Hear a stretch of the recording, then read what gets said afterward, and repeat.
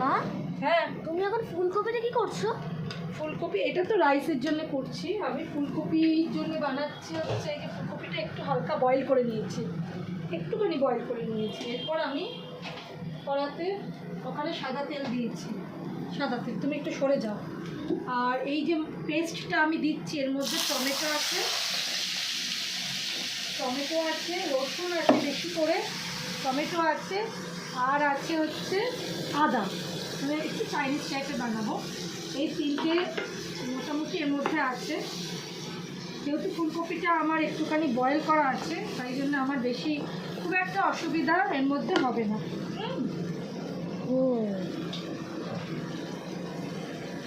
এই ধোয়া জলটাই আমি দেবো। ডাইনিংয়ে একটু ফ্যানটা চালিয়ে দেবো, তাতে গ্যাসটা বেশি হয়ে গেছে। মশলাটা একটুখানি জোরে করে ভাজা ভাজা হয়ে যাক, হয়ে গেলে আমি এর মধ্যে একটার পর একটা জিনিস দিয়ে দেবো। আমি দেবো এর মধ্যে নুনটা হাতে রেখে সবাই দিও, যদি লাগে পরে দিও। নুনটা কম দিও।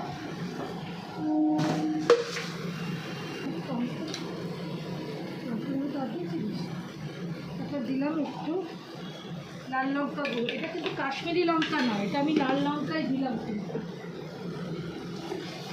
এটা কাশ্মীরি লঙ্কা নয়, এটা আমি লাল লঙ্কাই দিলাম। দেখো আমি ফুলকপিটা কীভাবে রান্না করছি, এভাবে করো, খুব চটজলদিও হয়ে যাবে আর খেতে খুব সুস্বাদুও হবে। এরপর আমি দিলাম ভিনিগার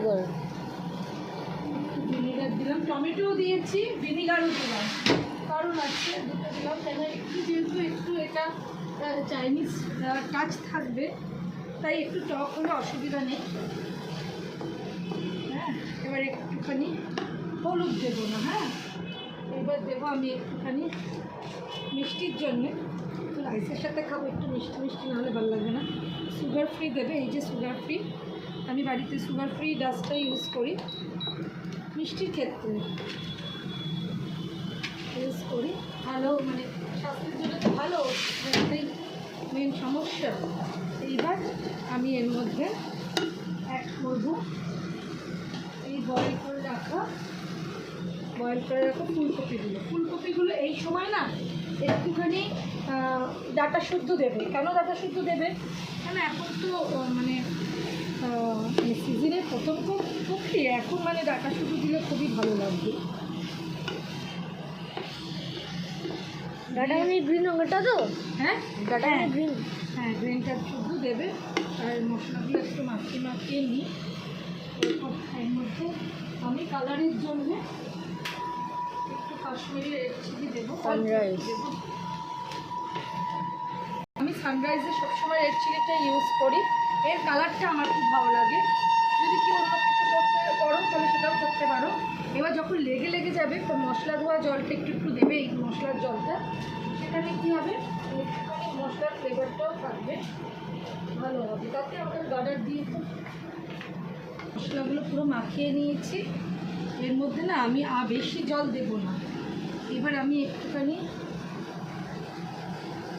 সোয়া সস দিচ্ছি, অল্প করে দিলাম, খুব একটা বেশি দেবার ওই জন্যই দিলাম। মানে তোমার বানানো না? এটা আমার মন থেকে, আমার যখন যেরকম মনে হয়, মানে এটা মা ইনভেন্ট করেছে। হ্যাঁ, ইনভেন্টেড বাই মা। হ্যাঁ, একটু নাড়াচাড়া করবো। অলরেডি এর মধ্যে প্রচুর টেস্ট এসে গেছে, যে সোয়াটা দিলাম এর ফলে হলো কি টেস্টটা দ্বিগুণ হয়ে গেল। এবার জল যেটা দেবো সেটা এই মশলার এইটুকু জলই দেবো এর মধ্যে, হালকা গ্রেভি হবে। হ্যাঁ, একদম গ্রেভি হবে। আর একটুখানি দিলাম,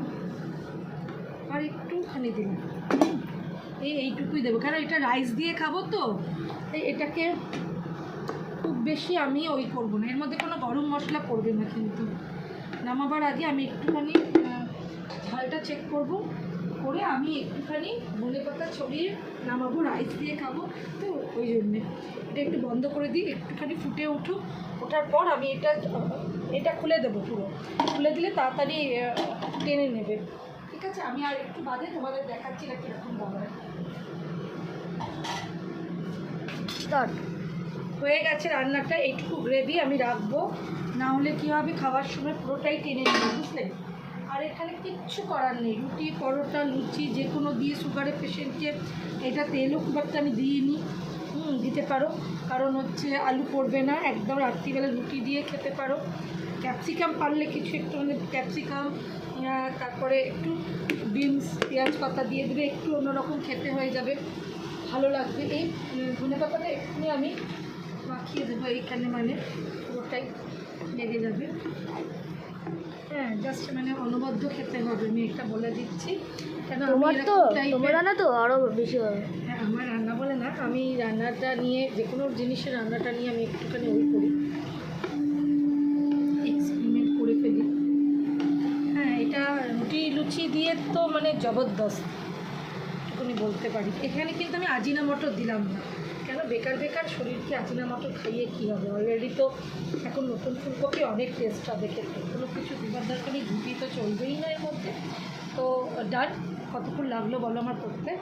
এটা যেহেতু বয়েল করে নিয়েছি তেলটা কম লাগলো, যদি তোমরা এটা ফ্রাই করে করো না ফুলকপিটা, তখন দেখবে একটুখানি ওই লাগবে, বেশি লাগবে। হ্যাঁ, যেহেতু আমি এটাকে একটুখানি ওই করে বয়েল করে করেছো। বয়েল করে নিয়েছি, তাই এর মধ্যে কপিটাও, এই কপিটা বলছি, তেলটাও কিন্তু কম লাগবে। যে কোনো জিনিস রান্নার যদি বয়েল করে নাও তাহলে দেখবে খুব মানে কম তেলে হয়ে যাবে, মানে ভাজতে গেলে যে তেলটা লাগে সেই তেলটা লাগবে না, না মানে আবার কিন্তু এখন এটা মানে ট্রাইগ্লিসারিডটা যেটা বেড়েছে, আমাকে একটু ওকে বাঁচাতে হবে, তেলটা একটু কম দিতে হবে, অথচ সব কিছুই খাওয়াতে হবে। মানুষ তো একেবারে সব কিছু খাওয়া ছেড়ে দিতে পারে না, না জীব বলে একটা বস্তু হয়, যদি সব মনে করে সেদ্ধ খাবো এটা হয় না, নিজেকে দিয়েও জানি আর একটা মানুষকে দিয়েও জানি। তো এই জন্যই বলছি যে খেতেও হবে, অথচ একটু বুদ্ধিও খাটাতে হবে, তাই একটুখানি বয়েল করে নেবে, যার ফলে গ্যাসটাও হবে না, ফুলকপিতে একটা গ্যাস হয়, বয়েল করে নেবে, তারপরে ওটাও চলে যাবে, গ্যাসটাও কেটে যাবে, আর খেতেও ভালো হবে, তেলও কম লাগবে। তাহলে হয়ে গেল আমার আজকের মতন এই রেসিপিটা, চটজলদি করে নাও তো বাড়িতে যার যার লাগে, ঠিক আছে, চলো টাটা। এবার রাইসটা